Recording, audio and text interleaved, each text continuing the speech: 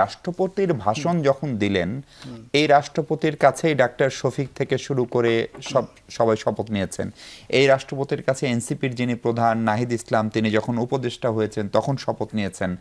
ফলে রাষ্ট্রপতি ছাড়া বিদ্যমান সংবিধানের আওতায় নির্বাচন করে সেই রাষ্ট্রপতির ভাষণের সময় লাল কার্ড দেখানো, সংসদ থেকে বেরিয়ে যাওয়া, আবার রাষ্ট্রপতির ভাষণের উপরে আলোচনা করার জন্য সময় প্রার্থনা করা, যেটির একটা গাণিতিক হিসাবও দেওয়ার চেষ্টা করলেন শরীফুজ্জামান শরীফ, সেইটাকে কিভাবে দেখেন? মানে আমাদের বিরোধী দলগুলোকে আসলে একই ইস্যুতে এক সুবিধামতো অবস্থান নিচ্ছে না। দেখেন, রাষ্ট্রপতির ইস্যু থেকেই রাষ্ট্রপতির ভাষণের উপরে যে আলোচনা, সংসদের অধিবেশনটার নামই রাষ্ট্রপতির ভাষণের উপর আলোচনা। হ্যাঁ, এইখানে রাষ্ট্রপতি হচ্ছেন ব্যক্তি, এই ভাষণ কিন্তু রাষ্ট্রপতি দেয় না। এই ভাষণটা রাষ্ট্রপতি পাঠ করেন, কিন্তু ভাষণটা তৈরি করে দেয় মন্ত্রিপরিষদ সচিব। এটা এই বক্তৃতাটা কিন্তু রাষ্ট্রপতির বক্তৃতা না। এই বক্তৃতাটা হচ্ছে রাষ্ট্রের বক্তৃতা, সরকারের বক্তৃতা। এটার উপরে আলোচনা হবে, এটার উপরে সংসদের অধিবেশন। এখন জামায়াত বা এনসিপি বা বিরোধী দলের আপত্তি হচ্ছে রাষ্ট্রপতি ব্যক্তিকে নিয়ে। এটা তো রাষ্ট্রপতি উনি না থেকে অন্য কেউ থাকলেও সেম জিনিসই পাঠ করতেন এবং এটার উপরে পর্যালোচনা হতো। সুতরাং এটার উপরে পর্যালোচনা হওয়ার ব্যাপারে প্রশ্ন যারা তুলছেন তারা হয়তো ব্যাপারটাই বুঝেন নাই। রাষ্ট্রপতি ব্যক্তিকে নিয়ে এখানে আপত্তি। দেখেন, এই রাষ্ট্রপতি ফেসিবাদের আমলের রাষ্ট্রপতি, এবং যেই রাষ্ট্রপতি একসময় জয় বাংলা স্লোগান দিচ্ছেন, একসময় বলতেছেন বিএনপি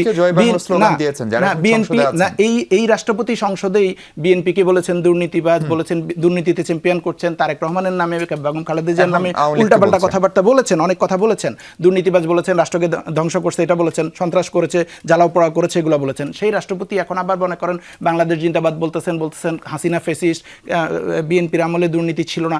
এই যে রাষ্ট্রের একটা প্রধান ব্যক্তিকে দিয়ে আমরা এরকম প্রতারণামূলক বক্তৃতা দিতেছি যেটা সে বিলিভ করে না। রাষ্ট্রের উনি তো প্রধান ব্যক্তি, তাহলে এই প্রধান ব্যক্তিকে পুতুলের মতো রেখে আমরা তাকে অপমান করতেছি, এটা রাষ্ট্রকে অপমান করতেছি। এটা তো এম্বারেসিং একটা সিচুয়েশন। যে লোকটা কালকে বলছে বিএনপি দুর্নীতিবাজ, আজকে বলতেছে আওয়ামী লীগ দুর্নীতিবাজ। একই ব্যক্তি, একই রাষ্ট্রের প্রধান এবং একই সংসদে। সেটা তো জাতীয় সংসদকে দেওয়ার আগেও সত্য ছিল, রাইট না? এই সংসদকে তো আমরা কলুষিত করতেছি এই লোককে এখানে এই পদের মধ্যে বসে রাখে।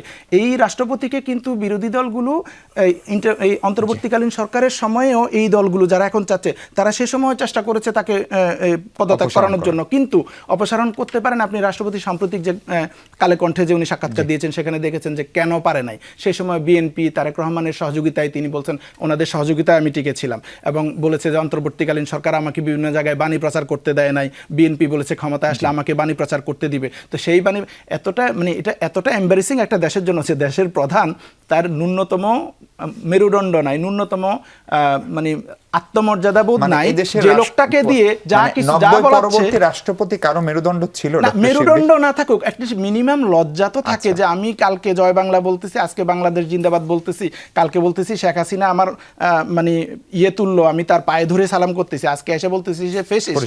এই জিনিসটা দেশের জন্য অবমাননা। বিএনপির জন্য এটা এম্বারেসিং। যেই লোকটা খালেদা জিয়াকে নিয়ে খারাপ কথা বলেছে, তারেক রহমানকে নিয়ে, বিএনপিকে নিয়ে।